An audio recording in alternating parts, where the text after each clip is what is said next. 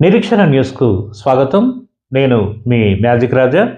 సింగరేణి యాజమాన్యం 2024-25 ఆర్థిక సంవత్సర లాభాలను కుట్రపూరితంగా ప్రకటించడం లేదని, కార్మిక వ్యతిరేక వైఖరిని నిరసిస్తూ ఈ నెల 19న సింగరేణి వ్యాప్తంగా జీఎం కార్యాలయాల వద్ద ధర్నాలు నిర్వహించనున్నట్లు Singareni college workers union AITUC అధ్యక్షులు వాసిరెడ్డి సీతారామయ్య ప్రకటించారు. మంగళవారం ఆర్జీ1 ఏరియా జేడీకే లెవెనింగ్ లైన్లో జరిగిన గేట్ మీటింగ్లో ఆయన మాట్లాడుతూ, బోర్డు సమావేశంలో వచ్చిన లాభాలపై వివరాలు వెల్లడించకుండా యాజమాన్యం కాలయాపన చేస్తోందని, అంగీకరించిన డిమాండ్లపై సర్క్యులర్లు జారీ చేయకపోవడంతో స్ట్రక్చర్ సమావేశాన్ని బహిష్కరించామని ఆయన తెలిపారు. కార్మిక సమస్యల పరిష్కారం కోసం పోరాటమే మార్గమని, అందుకే ఈ నెల 19న ధర్నా విజయవంతం చేయాలని పిలుపునిచ్చారు. మన రాష్ట్ర ముఖ్యమంత్రి ప్రకటన చేయాలి. అది ఫస్ట్ ఒప్పందం అయినప్పటి నుంచి కూడా ప్రతి సంవత్సరం ఎవరు ఉంటే వాళ్ళే. చంద్రబాబు నాయుడు 2 సంవత్సరాలు ప్రకటించిపోయిండు. ఆయన బంధువు రాజశేఖర రెడ్డి వచ్చిండు, ఆయన పీరియడ్ ఆయన చేసిండు. రోషయ్య, కిరణ్ కుమార్ రెడ్డి ఆయన చేసిండు. కేసీఆర్ వచ్చిన ఆయన చేసిండు. మళ్ళీ మొన్న రేవంత్ రెడ్డి వచ్చిన తర్వాత పోయిన సంవత్సరం ఆయన కూడా 32 ఉన్నదాన్ని 33 చేసిండు. 1% ఆయన కూడా పెంచిండు. మరి ఇప్పుడు కూడా 35 అంటున్నాం. ఈ లాభాలు బాగానే వచ్చినాయి. మీకు వచ్చినప్పుడు దాన్ని 35% ఏంటంటే, సరే ఎంత పర్సెంట్ ఇస్తారో గవర్నమెంట్ చేస్తుంది, మేము పోయి మాట్లాడతాం. నువ్వైతే లాభాలు ప్రకటించాలి కదా, ఎందుకు ప్రకటిస్తలేవు? ఏం కుట్ర లేకపోతే? ఇదే మేము అక్కడ వచ్చిన సమస్య. ఈ రెండింటి మీదనే వచ్చింది ప్రధానంగా. గతంలో ఏదైతే స్ట్రక్చర్ సమావేశంలో నువ్వు ఒప్పుకున్నావో దాన్ని సర్క్యులర్. నువ్వు ఒప్పుకొని మేము అడుగుతలేము, ఒప్పుకున్నదే ఈ సర్క్యులర్. అట్లనే ఈ లాభాలు ప్రకటించి స్ట్రక్చర్ మీటింగ్ లో కూర్చుంటాం అన్నాం. ఆయన దానికి ఇచ్చేయలేదు, మేము దాన్ని బాయ్కాట్ చేసి వచ్చినాం. ఇది వాస్తవం జరిగింది. అట్లనే ఇవాళ సర్క్యులర్ రావాల్సిన ఇంకా కొన్ని ఉన్నాయి. ఇప్పుడు మైనింగ్ స్టాఫ్ ఉన్నది, ట్రేడ్స్మెన్స్ ఉన్నది. మేము చెప్పిన కదా ఎలక్షన్స్ అప్పుడు, అయ్యా మీకు మేము 2009లో నరసింహరావు ఉన్నప్పుడు సిఎన్ఎంలో ఉన్నప్పుడు 100 మందికి ఇలా పని చేయించే సూపర్వైజరు రేపు చెంబస్ పట్టుకొని రావడం న్యాయం అయితే చెప్పండి. దాన్ని కూడా ఆలోచన చేస్తా ఉన్నారు. డి గ్రేడ్, సి గ్రేడ్ దాని మీద వేకెన్సీతో సంబంధం ఇవ్వలేదు కదా, ఇంతో సర్టిఫికేట్ ఇవ్వలేదు. మొన్న ఏమంటాడు చైర్మన్ గారు, మీరు గెలిచిన తర్వాత మీరు డిమాండ్ పెడితే మేము యాక్సిడెంట్ లో చనిపోయినాడు ₹1 కోటి మేము బ్యాంకు ద్వారా ఇచ్చేపించినాం కదా అంటాడు. వచ్చింది, మేము కాదంటలేదు. అంతకుముందు లేదు. అంతకుముందు ఏముండే? అంతకుముందు ఎవరే మనందరం కలిసి తలా 200 అంతా వేసుకొని 10 లక్షలు ఇచ్చేటోళ్ళం. మ్యాచింగ్ గ్రాంట్ కింద ఆ 10కి ఇంకో 10 కలిపి కంపెనీ 20 ఇచ్చేది. మొత్తం ఈ 10 ఆ 10 20 లక్షలు ఇచ్చేది ఆ కుటుంబానికి.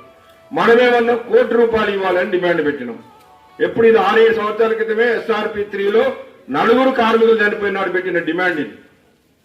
సరే ఆనాడు వాళ్ళు ఇయ్యలేదు, జరగలేదు. ఆ తర్వాత మనం వచ్చిన తర్వాత దాని మీద ఇచ్చేస్తే ఇప్పుడు వాళ్ళు బ్యాంకర్స్ తో మాట్లాడి, సరే బ్యాంక్స్ తో మీటింగులు పెట్టిస్తే మేము కూడా చెప్పినాం. దాని మీద ఇచ్చేస్తే సరే ₹1 కోటి ఒప్పుకున్నారు. ఇప్పుడు అన్ని బ్యాంకులు కూడా ₹1 కోటి ఎవరు యాక్సిడెంట్ లో మైన్లో కానీ బయట కానీ దురదృష్టం వల్ల యాక్సిడెంట్ అయి చనిపోతే ఆ కుటుంబానికి ₹1 కోటి ఇస్తున్నాం. చోట్ల పోతే సరే ఇది మంచిదే చేసిందా, చచ్చిపోయినోడికి యాక్సిడెంట్ లో చచ్చిపోతే ఇస్తున్నారు. కానీ అనారోగ్యం వాళ్ళు చచ్చిపోతే ఏం వస్తలేదు కదా, ₹1 వస్తలేదు కదా. దీనికి కూడా ఏదైనా చేయాలి. కావాలంటే మేము 100-200 ఇస్తాం, మేమందరం ఇవ్వాలేనంటే. అలాగే తెలంగాణ సాయుధ పోరాట వారోత్సవాలను పురస్కరించుకొని అమరవీరుల స్తూపానికి పూలమాలలు వేసి నివాళులర్పించారు. అనంతరం మాట్లాడుతూ, సాయుధ పోరాటం వల్లే ప్రజలకు స్వేచ్ఛ, స్వాతంత్రం లభించిందని, దాన్ని హిందూ ముస్లింల మధ్య ఘర్షణల వక్రీకరించేందుకు బీజేపీ కుట్ర పన్నుతోందని ఆయన తీవ్రంగా విమర్శించారు. నిజాం పాలనలో భూస్వాముల అరాచకాలను అరికట్టడానికి కమ్యూనిస్టు నాయకులు ప్రజలకు ఆయుధాలు అందించి 1000 ఎకరాల భూమిని పేదలకు పంచారని, ఆ పోరాటంలో 4000 మంది కమ్యూనిస్టులు అమరులయ్యారని గుర్తు చేశారు. సాయుధ పోరాట స్ఫూర్తితోనే సిపిఐ ప్రజా సమస్యలపై నిరంతరం పోరాటం చేస్తుందని వాసిరెడ్డి స్పష్టం చేశారు. ఈ కార్యక్రమాల్లో ఏఐటీయూసీ నాయకులు మడ్డి ఎల్లాగౌడ్, ఆరెల్లిపోసం, గోసిక మోహన్, కనకరాజు, రంగు శ్రీను, ఎస్ వెంకటరెడ్డి, సిద్ధమల్లరాజు, సయ్యద్ సోహెల్ తదితరులు పాల్గొన్నారు. దొడ్డి కొమరయ్య, రావి నారాయణ రెడ్డి, బద్దం ఎల్లారెడ్డి, ఆరుట్ల కమలాదేవి, వీళ్ళందరూ ఆనాడు ప్రాణాలు అర్పించి తెలంగాణను సాధించినటువంటి నాయకులు. మరి వాళ్ళ త్యాగాలతోటి మనకి ఆనాడు తెలంగాణ విముక్తి అయింది. అంతేకాదు ఇవాళ మనం ఎందుకు ఈ బాయి మీద జరుపుకుంటున్నాం? Singareni college workers union AITC ఎందుకు జరుపుతుందంటే, తెలంగాణలో సింగరేణి కాలనీస్ వర్కర్స్ యూనియన్ ని స్థాపించిన నాయకులే ఈ సాయుధ పోరాట నాయకులు. శేషగిరిరావు, మగ్దు మోయినుద్దీన్, సర్వదేవగడ్డ రామనాథం, మనుబోతుల కొమరయ్య, కేఎల్ మహేంద్ర, రాజబహదూర్ గౌడ్, వీళ్ళందరూ ఎవరు? తెలంగాణ సాయుధ పోరాట నాయకులే కదా. తుపాకీ బట్టి తెలంగాణ కొరకు పోరాటం చేసిన నాయకులే కదా. వాళ్ళందరూ కలిసి ఆనాడు ఈ సంఘాన్ని పెట్టారు, సింగరేణి కాలనీస్ వర్కర్స్ యూనియన్ పెట్టారు. కాబట్టి ఇవాళ సింగరేణిలో మనం ఈ యొక్క 70-80 సంవత్సరాల కాలంలో అనేక పోరాటాలు చేసి అనేక హక్కులు సాధించుకున్నాం. ఇందాక మన ఎల్లయ్య గారు చెప్పాడు కదా, ఇవాళ సింగరేణిలో మనం అనుభవిస్తున్నటువంటి ప్రతి హక్కు వెనుక ఆ లీడర్ల త్యాగం ఉన్నది. రేపు దీపావళికి బోనస్ తీసుకోబోతున్నాం. ఎట్లొచ్చిందో చెప్పమనండి, ఎవరి వల్ల వచ్చిందో చెప్పమనండి. ఆనాడు విఠలరావు గారు ఖమ్మం పార్లమెంట్ సభ్యుడు ఎంపీగా ఉన్నాడు. ఉండి సింగరేణి కార్మికులకు బోనస్ కావాలని 56 రోజులు సమ్మె చేయించిండు మనతోటి. బోనస్ పుట్టింది. భారతదేశంలోనే బోనస్ అనే మాట లేనాడు సింగరేణి కార్మికులకు బోనస్ పుట్టింది. అది వాళ్ళ దేశవ్యాప్తంగా చట్టమైంది, అందరికీ దొరుకుతుంది బోనస్. సింగరేణి కార్మికులమే ఈ దేశంలో బోనస్ రావడానికి కారకులం. మన త్యాగమే. 56 రోజులు ఆనాడు కార్మికులు పోరాటం చేశారు కాబట్టి మనకి ఆ బోనస్ వచ్చింది. రేపు లాభాల వాటా తీసుకోబోతున్నాం. ఎవరు చేసిందండి? కంపెనీ ఇచ్చిందా? గవర్నమెంట్ ఇచ్చిందా? 13 రోజులు స్ట్రైక్ చేసినాం. మన అధ్యక్షుడు కేఎల్ మహేంద్ర గారు కొట్లాడి ఆనాడున్న చంద్రబాబు నాయుడు తోటి కొట్లాడి మనకి లాభాల వాటా సాధించి ఇచ్చిండు. ఆనాడు 10% కావచ్చు. అది క్రమక్రమంగా ఏ ముఖ్యమంత్రి వచ్చినా సంవత్సరానికి 1-2 బయటిస్తే ఇప్పుడు 33% తీసుకుంటున్నాం. రేపు 35% ఇవ్వమని అడుగుతున్నాం. మరి లాభాల వాటా కావచ్చు. ఇవాళ పెన్షన్ ఉన్నది. దిగిపోయిన కార్మికులకు పెన్షన్ దొరుకుతుందంటే ఎవరు చేశారు? అదైతే ఇక్కడ ఉన్న సీనియర్ కార్మికులకు కూడా తెలుసు.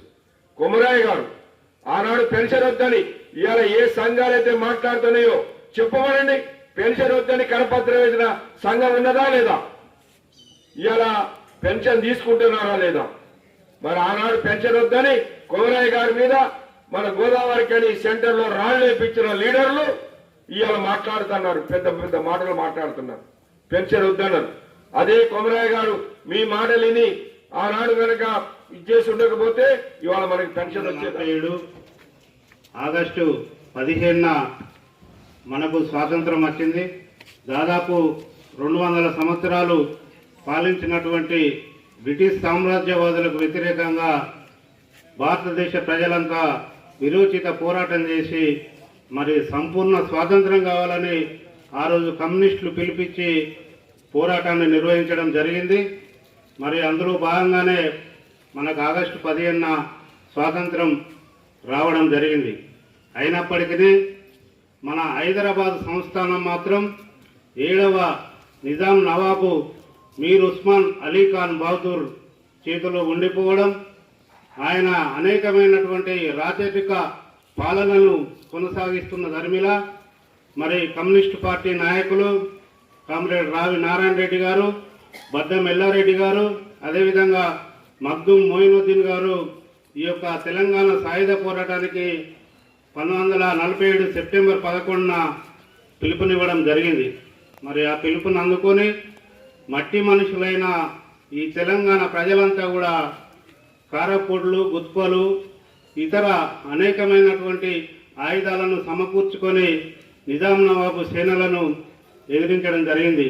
అందులో ముఖ్యంగా మన చాకలి ఐలమ్మ, ఆరుట్ల కమలాదేవి, ఇంకా ఇతర అనేక మంది మహిళా వీర యోధులు పోరాటం చేయడం జరిగింది. మరి ఆ పోరాటంలో మొట్టమొదటిసారిగా కామ్రేడ్ దొడ్డి కొమరయ్య గారు అమరుడైండు. మన తెలంగాణ తొలి అమరుడు దొడ్డి కొమరయ్య. మరి దాదాపు 4500 మంది మరి ప్రాణాలు విడవడం జరిగింది. మరి అంతటి చారిత్రాత్మక పోరాటాన్ని నిర్వహించిన కమ్యూనిస్టులు మరి ఈ పోరాటాన్ని ఇక్కడ ఉన్నటువంటి ఇప్పుడు ప్రస్తుతం ఉన్నటువంటి అప్పటికి ఎలాంటి పోరాటాలు చేయని పుట్టని పార్టీలు మరి హైజాక్ చేయాలని చూస్తూ ఉన్నాయి. ముఖ్యంగా మతోన్మాద బీజేపీ పార్టీ తెలంగాణ సాయుధ పోరాటాన్ని వక్రీకరించి దాన్ని చిలువలు పలువలు చేసి అనేక రకాలుగా వక్రదారిలో చెప్తా ఉన్నాయి. మరి అవన్నీ మనం విఘ్నులమైనటువంటి మన కార్మిక సోదరులందరూ కూడా దాన్ని పరిశీలన చేసుకోవాల్సిన అవసరం ఉంది. మరి బీజేపీ ఇవాళ సభ నిర్వహిస్తూ ఉన్నది 17 తారీఖు. దానికి సంబంధం లేని సభ ఎలా నిర్వహిస్తారు అంటే కమ్యూనిస్టులు ఈ భారతదేశంలో లేకుండా చేయాలని మతోన్మాద కుట్రలు అనేకం చేస్తూ ఉన్నాయి. వాటిని ఎదిరించడానికి కమ్యూనిస్టులుగా మన ఏఐటీసీ నాయకులుగా కార్యకర్తలుగా ముందుండాలని ఈ సందర్భంగా తెలియజేస్తూ మరి ఈ తెలంగాణ సాయుధ పోరాటాన్ని పాఠ్యాంశాల్లో చేర్చి ముందు తరాల వారికి తెలియజేయాలని ఈ సందర్భంగా ప్రభుత్వాన్ని డిమాండ్ చేస్తూ నాకు మన నిరీక్షణ న్యూస్ను వాచ్ చేయండి, లైక్ చేయండి, సబ్స్క్రైబ్ చేయండి, మీ మిత్రులకు షేర్ చేయండి.